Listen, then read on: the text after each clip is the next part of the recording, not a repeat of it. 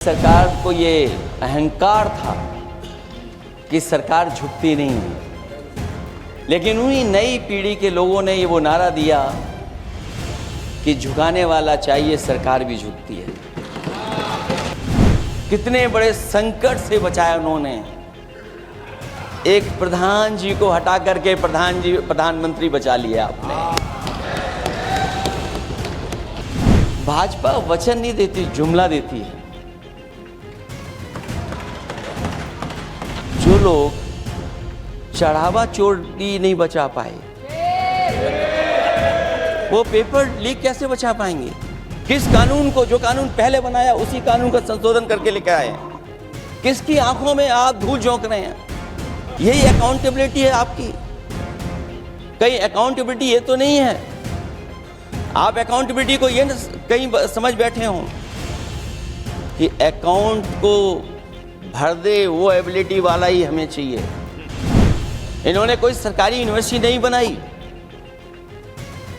और अगर कोई प्राइवेट यूनिवर्सिटी बन भी गई है तो उसको भी हथौड़ा लेकर के तोड़ने की तैयारी कर रहे हैं ये लोग।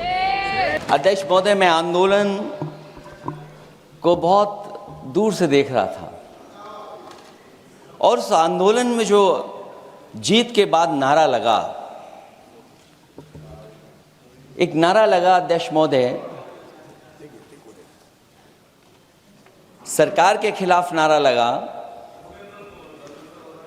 कि सरकार को ये अहंकार था कि सरकार झुकती नहीं है, लेकिन उन्हीं नई पीढ़ी के लोगों ने ये वो नारा दिया कि झुकाने वाला चाहिए, सरकार भी झुकती है। और सरकारों को झुकाना भी नौजवानों को आता है। सरकार झुकी और स्वीकार किया उन्होंने। जो करोड़ों नौजवान जो मांग कर रहे थे कि सबसे पहले जो मंत्री जी हैं वो इस्तीफा दें, और बिंदु दूसरे अलग हैं जो हम लोगों को जानकारी में मिल रहा है। अध्यक्ष महोदय, सरकार हर विषय पे स्वीकार किया है, लेकिन पता नहीं अध्यक्ष महोदय ये बात समझ में नहीं आ रही है कि सदन में उन आश्वासनों को क्यों नहीं रख रही है सरकार, जो सहमति बनी है। और उसके बाद अध्यक्ष महोदय, हम लोगों ने देखा कि जब मंत्री जी लौटे हैं, मंत्री नहीं रहे, उसके बाद सदन के बाहर उनका स्वागत किया गया। अध्यक्ष महोदय, जो स्वागत हुआ उसके लिए हमें कोई शिकायत नहीं है, लेकिन माननीय सदस्यों को कितनी बड़ी राहत मिली होगी, कितने बड़े संकट से बचाया उन्होंने। एक प्रधान जी को हटा करके प्रधानमंत्री बचा लिया आपने।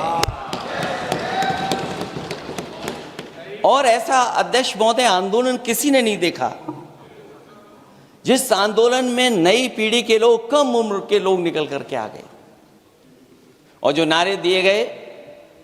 ये सरकार पिछले कई वर्षों से नकारात्मक प्रचार पर टिकी हुई थी, नकारात्मक राजनीति करती थी, और न जाने कितने हजार करोड़ रुपए खर्च किए होंगे सरकार ने नकारात्मक राजनीति के लिए। लेकिन नई पीढ़ी को मैं बधाई देना चाहता हूं, उनके मनोबल को और उनकी एकता को, और जिस तरीके से उन्होंने प्रचार किया, अंततः सरकार को झुकना पड़ गया। भाजपा वचन नहीं देती, जुमला देती है। तो मुझे उम्मीद है कि सभी युवा नौजवानों का जो मांग की है उन्होंने, उन सभी मांगों को सरकार स्वीकार करेगी। और सरकार ये भी स्वीकार कर लिया होगा कि कोई दल मजाक में बना तो कितनी बड़ा दल बन गया। जो कोई चीज मजाक से शुरू हुई वो कितना सीरियस हो गई, और इतना सीरियस हुई कि हमारी सरकार लोकतांत्रिक हो गई कि जो उनको धरने पे बैठने दिया। सरकार लोकतांत्रिक थी कि उन्हें धरने पर बैठने दिया। हमने वो भी समय देखा है कि जहां पर धरने पर नहीं बैठने दिया, वर्षों वर्ष लोग बैठे रहे धरने पर, उनकी सुनी नहीं गई। इसी दिल्ली को घेरा था किसानों ने, और सरकार को लगा कि चुनाव आ गया तो सरकार ने तीनों काले कानून वापस ले लिए। जब सरकार घबरा जाती है, डर जाती है, तो सरकार स्वीकार कर लेती है। इसीलिए वो नारा मुझे अक्सर याद आता है कि झुकाने वाला चाहिए, सरकार भी झुकती है।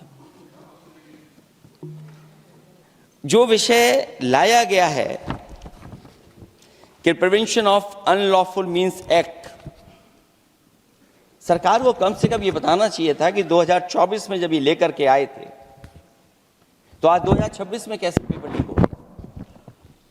और केवल गिनती के 1-2 पेपर लीक नहीं हुए हैं। ये ऐसा आंदोलन रहा जिसमें माँ बाप और नई पीढ़ी के लोग सब जुड़ गए।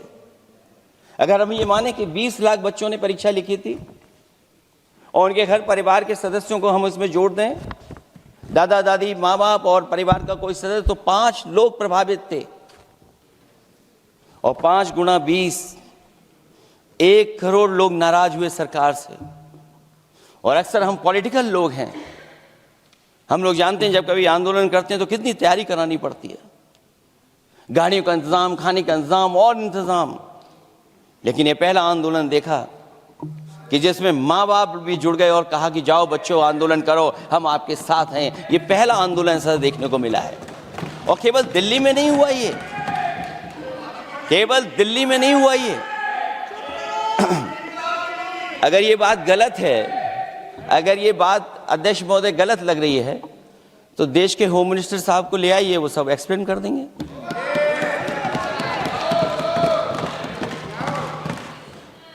पहला आंदोलन जिसमें माँ बाप ने साथ दिया, क्योंकि परीक्षा से कितना दुखी हैं लोग। ये जो परीक्षाएं लीक हुई हैं, कई महीनों पहले ये किताब बना दी थी।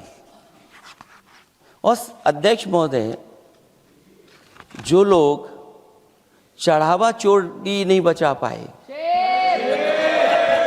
वो पेपर लीक कैसे बचा पाएंगे? जो भगवान के दरबार से दान गायब हो गया, दान चला गया, वो लोग पेपर लीक बचाएंगे? किस कानून को, जो कानून पहले बनाया उसी कानून का संशोधन करके लेकर आए? किसकी आंखों में आप धूल झोंक रहे हैं? और अगर कानून से बच रहा होता तो भाजपा की 10 साल की सरकार में 20 परीक्षाएं कैसे लीक हो गई? 20 परीक्षाएं लीक हुई अध्यक्ष महोदय। किस बात की जवाबदेही है? यही अकाउंटेबिलिटी है आपकी? कहीं अकाउंटेबिलिटी ये तो नहीं है, आप अकाउंटेबिलिटी को ये कहीं समझ बैठे हो कि अकाउंट को भर दे वो एबिलिटी वाला ही हमें चाहिए? कहीं वो अकाउंटेबिलिटी तो नहीं है। आप बताइए, एनटीए को आउटसोर्स किया हुआ है आपने। अध्यक्ष महोदय, जब से सरकार बनी है तब से सरकार की कोशिश रही है कि शिक्षा, परीक्षा और यूनिवर्सिटी का ताना बाना पूरा ध्वस्त हो जाए, उसको एक रंगी बना दें हम, उसमें अंडरग्राउंड अनरजिस्टर्ड लोग शामिल हो जाएं। ये पिछले जब से भारतीय जनता पार्टी की सरकार आई है तब से हो रहा है। और फिर शुरुआत कहां से होती है? क्योंकि आप नहीं चाहते कि देश के गरीब लोग पढ़ें लिखें, आगे बढ़ें। सरकार ने सबसे पहले हमला किया प्राइमरी स्कूल पर। और प्राइमरी स्कूल कितने बंद किए हैं आपने? जहां से बच्चे की शिक्षा की यात्रा शुरू होती है। एक गरीब परिवार का बेटा, बच्चे कहां से पढ़ करके निकलते हैं? सबसे पहले प्राथमिक शिक्षा सरकारी स्कूलों से पढ़ करके निकलते हैं। हमारे बहुत सारे माननीय सदस्य होंगे, वो उन्हीं प्राथमिक विद्यालयों से पढ़ करके आज इस सदन तक पहुंचे होंगे। आपने सबसे पहले स्कूलों पे हमला किया और प्राइमरी से लेकर के नौकरी तक पे आपने हमला किया है। युवाओं के भविष्य पर आपने चोट पहुंचाने का काम किया है। और जो प्राइमरी स्कूल जो आपने बंद किए हैं, वो इसीलिए बंद किए हैं आपने कि पिछड़े, दलित और गरीब के वर्ग के परिवारों के बच्चे पढ़ लिख न जाएं। क्योंकि आज भी अगर हम देखते हैं प्राइमरी स्कूल में कौन पढ़ने जा रहा है? सबसे समाज के गरीब परिवार के बच्चे पढ़ करने जा रहे हैं। सबसे पहला हमला आपने वही किया, और इसीलिए किया क्योंकि नींव पर ही अगर हमला होगा तो ये आगे नहीं बढ़ पाएंगे। जो आंकड़े सरकार के बताए गए हैं, 1 लाख से ज्यादा सरकारी प्राइमरी स्कूल बंद कर दिए सरकार ने। केवल प्राइमरी स्कूल बंद नहीं किए हैं, नौकरी पे भी हमला किया है। 69,000 शिक्षक भर्ती को लेकर के बड़े पैमाने पर घोटाला किया गया, और घोटाला इतना बड़ा है कि वो सभी कोर्टों में गए हैं और पिछले कई वर्षों से आंदोलन कर रहे हैं। कोई स्थान नहीं बचा अध्यक्ष महोदय जहां पर वो शिक्षक भर्ती के लोग न गए हों। मंत्रियों के यहाँ गए हैं, आंदोलन किया है, हाई कोर्ट गए हैं, सुप्रीम कोर्ट गए हैं। लेकिन देखिए सरकार भी कमाल की है कि सरकार उनको नौकरी नहीं देना चाहती, और इसलिए नौकरी नहीं देना चाहती है क्योंकि उन्होंने भर्ती गलत की है, और भर्ती में जिन लोगों का अधिकार छीना है वो सबसे ज़्यादा पिछड़े और दलित परिवार के बेटे, जिनका अधिकार इस सरकार ने छीना है। और ये अगर बात नहीं ठीक है तो हमें उम्मीद है कि सरकार इसका भी जवाब देगी।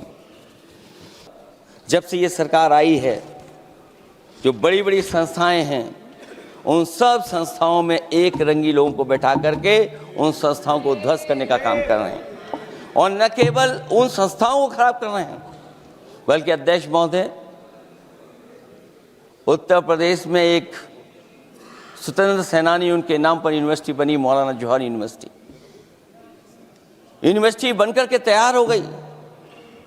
इन्होंने कोई सरकारी यूनिवर्सिटी नहीं बनाई, और अगर कोई प्राइवेट यूनिवर्सिटी बन भी गई है तो उसको भी हथौड़ा लेकर के तोड़ने की तैयारी कर रहे हैं ये लोग। ये नफरत की राजनीति कहां लेकर के पहुंचा देगी। और जब से बीजेपी की सरकार आई है, तब से नफरत की राजनीति और दूसरे लोगों के साथ किस तरह का व्यवहार हो रहा है, उन्हें कहीं भी न्याय तक नहीं दिला पाई सरकार। कि अध्यक्ष महोदय, अगर शिक्षा अच्छी होगी, परीक्षा सच्ची होगी, तो तरक्की भी पक्की होगी, और ये तरक्की नहीं चाहते हैं, इसीलिए शिक्षा पर और परीक्षा पर हमला कर रहे हैं। मैं इन्हीं शब्दों के साथ अध्यक्ष महोदय आपका धन्यवाद देता हूं। और जो बिल लेकर के आए हैं आप, बिल तो 24 में भी लेकर के आए थे आप, जो 24 में बिल लेकर के आए थे, उसके बाद नीट परीक्षा का पेपर लीक क्यों हो गया, ये आप बता देना मंत्री जी आप।